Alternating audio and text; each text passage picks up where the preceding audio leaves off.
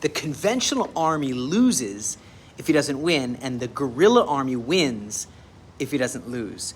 Let me talk to you for a second about Vietnam War. Remember America fought a war against Vietnam, and you know how Israel's fighting a war with Hamas right now? I was thinking about some similarities between them. The Viet Cong used asymmetrical warfare, guerrilla tactics, avoiding direct confrontation with a much better armed U.S. forces, and they used tunnel networks, right? I'm a tunnel demolition expert, finding, mapping, destroying, and they used that. They used a lot of booby traps, IEDs. What does this sound like? Does it sound familiar to you?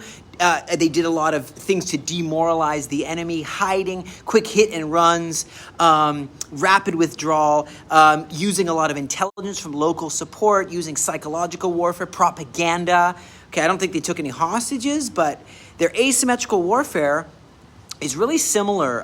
Like the tunnel networks is really something similar. They used a lot of rockets and mortars, and urban warfare. It's so there's some differences. Suicide bombings has been used to target civilians. Psychological warfare. So you see, there's a lot of comparisons here between the two of them, and I just want to go over what happened. So in 1954, Geneva Accords divided Vietnam into North and South. 1960, the formation of the National Liberation Front called the Viet Cong. Okay, and you have all the PLO, Palestinian Liberation Front.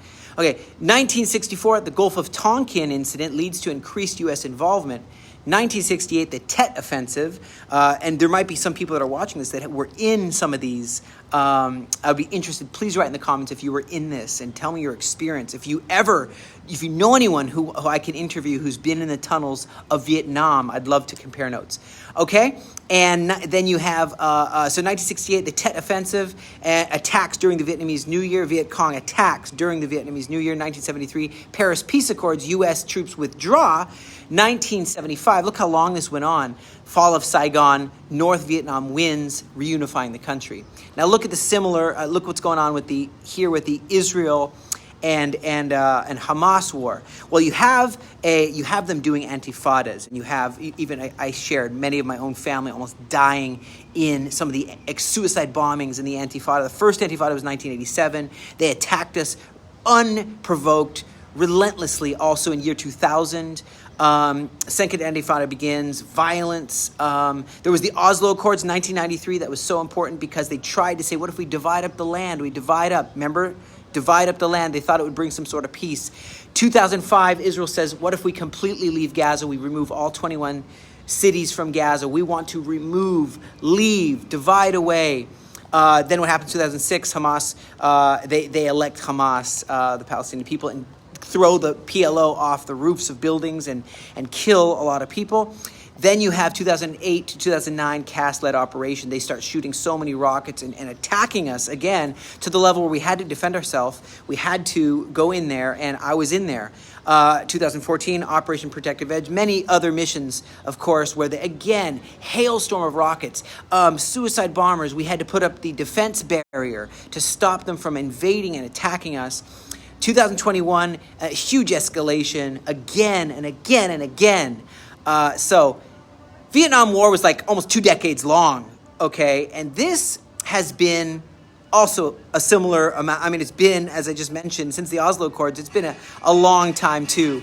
And you have both the Viet Cong and Hamas using guerrilla tactics, using demoralizing things. Of course, the Hamas took hostages and filmed them and filmed their whole entire grotesque thing to demoralize us and to try to win in that way.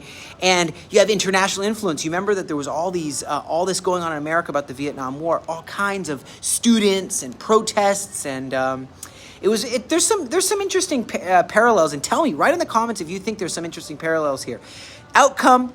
Vietnam War was a clear victory for the North Vietnam, reunification under the communists. I do feel there's an underlying issue of communism versus like capitalism, and democracy versus, jihadism. I think there's some people who just want to choose jihadism and say that's what we want, Sharia law, and they don't. And people need to really, really look.